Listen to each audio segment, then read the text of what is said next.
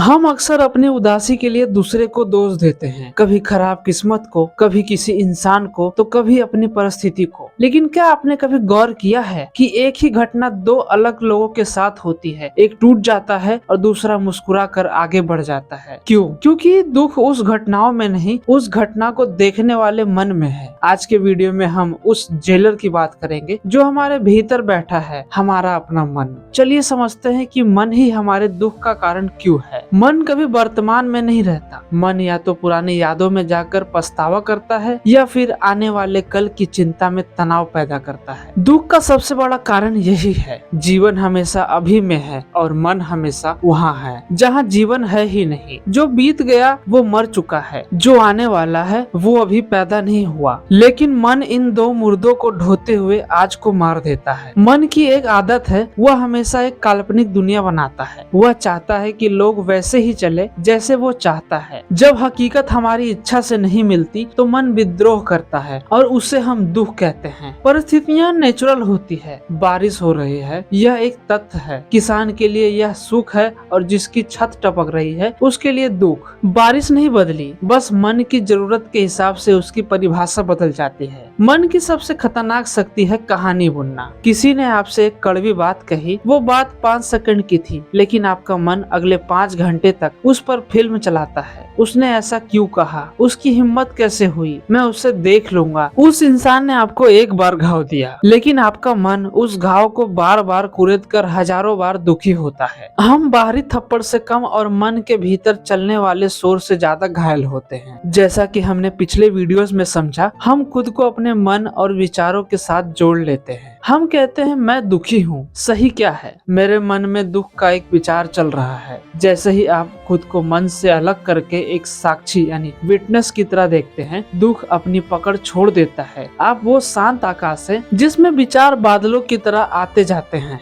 बादल आकाश को गंदा नहीं कर सकते, वैसे ही विचार आपको दुखी नहीं कर सकते। तो क्या मन को खत्म कर दे? नहीं, मन एक बेहतरीन नौकर है पर बहुत बुरा मालिक। जब दुखी हो तो रुक कर देखे कि मन कौन सी कहानी बुन रहा है। जो बदल नहीं सकते उसे स्वीकार कर ले। विरोध ही दुख को जन्म देता है। मन को अभी में वापस लाने का अभ्यास करें। दोस्तों, दुख कोई बाहर से आने वाली बला नहीं है, यह मन की एक गलत आदत है। जिस दिन आप अपने मन के खेल को समझ लेंगे, उस दिन आप हर परिस्थिति में शांत रहना सीख जाएंगे। याद रखिए, आपकी शांति आपकी अपनी जिम्मेदारी है।